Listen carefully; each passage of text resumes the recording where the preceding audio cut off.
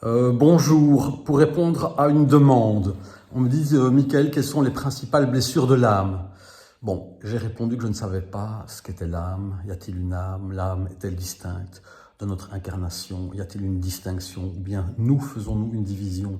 Qu'est-ce que l'âme? Est-ce que nous sommes au service de l'âme? Est-ce que l'âme est à notre service? Est-ce qu'il y a une grande âme qui englobe toutes nos âmes? Ce n'est pas la question. Je préfère ne pas partager des mots concernant l'âme pour l'instant. Je voudrais vous partager quelques mots par rapport à cette deuxième question qui est donc venue, suite à ma réponse, en disant, mais alors quelles sont les principales blessures de l'être? Mais il n'y a pas de principales blessures de l'être, parce que les principales, ça veut dire qu'il faut comparer. Si on compare, ça veut dire qu'on pose des jugements de valeur. Ça, c'est mieux, ça, c'est moins bien. Ça, c'est vraiment beaucoup moins bien, ça, c'est vraiment beaucoup mieux. Ça, c'est excellent et ça, c'est vraiment exécrable. Ça, c'est équivalent. Mais bon, qui sommes-nous pour comparer nos blessures, les blessures de l'être? Les blessures de l'être dépendent de chacun de nous, plus que de ce qui nous blesse, de notre façon d'embrasser, d'appréhender la réalité. Alors nous pouvons être blessés, indifférents ou heureux d'une même réalité. Donc ces blessures de l'être ne dépendent pas tant des faits, des événements, des relations humaines et des dynamiques de vie ou des dynamiques humaines que de notre façon d'être par rapport à la vie, aux gens, aux relations, aux dynamiques. Donc c'est quoi les grandes blessures de l'être? C'est vrai, je n'aime pas ces comparaisons, elles sont relatives. Et la question, ce n'est pas celle-là. Maintenant, je dois tout de même vous dire, avec toutes ces personnes que j'ai rencontrées jusqu'à aujourd'hui, je peux dire tout de même que la plus grande de toutes les peines, c'est lorsqu'on perd un enfant.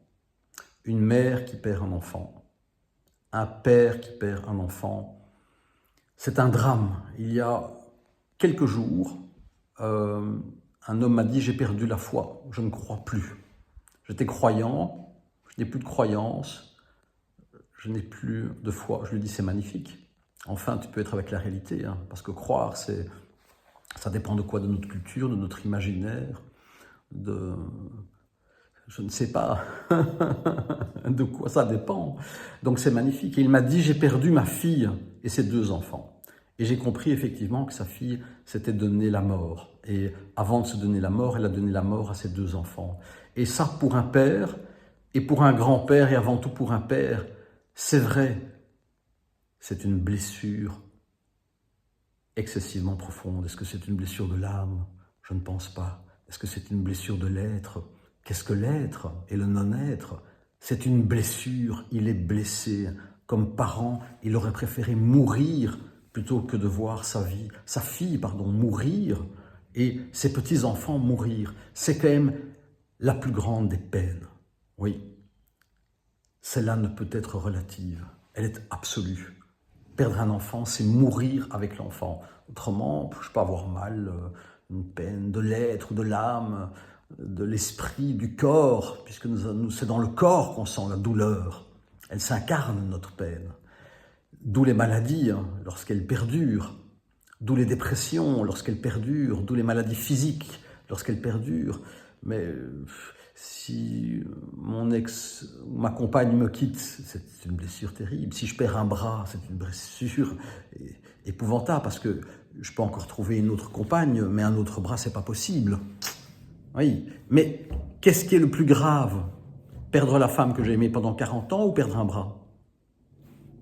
Comment peut-on savoir? C'est très relatif. Donc, les peines dépendent de notre capacité d'appréhender la réalité. C'est la définition de l'intelligence, c'est la capacité de s'adapter à des situations nouvelles. Est-ce que je suis capable de m'adapter à des situations nouvelles ou non? Et alors ça va nourrir une peine. Est-ce que je suis attaché ou identifié à mes émotions? Oui ou non? Ou de quelle façon, à quel degré? Parce que ça va être déterminant par rapport à la densité de ma peine. Est-ce que je suis attaché, identifié à mes pensées, à mon imaginaire?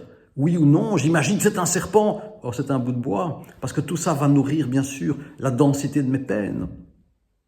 Tout cela, nous le travaillons en constellation familiale. Que ça s'appelle constellation familiale, schmilblick ou schmuckpuck, ça n'a pas d'importance. Nous le travaillons, c'est quelque chose qui se travaille. Il n'y a pas de baguette magique, il n'y a pas de pouvoir magique. Voilà, s'il y a une grande peine, il y a aussi un grand plaisir. C'est quoi un grand plaisir, un petit plaisir, un super grand plaisir? C'est relatif. De toute façon, tous les plaisirs dépendent de ce qui est extérieur. Et ce qui est extérieur ne peut jamais être atteint.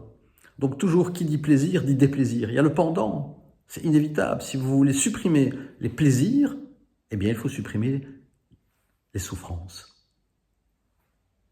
Si vous ne voulez plus souffrir, il faut supprimer les plaisirs. C'est l'inverse.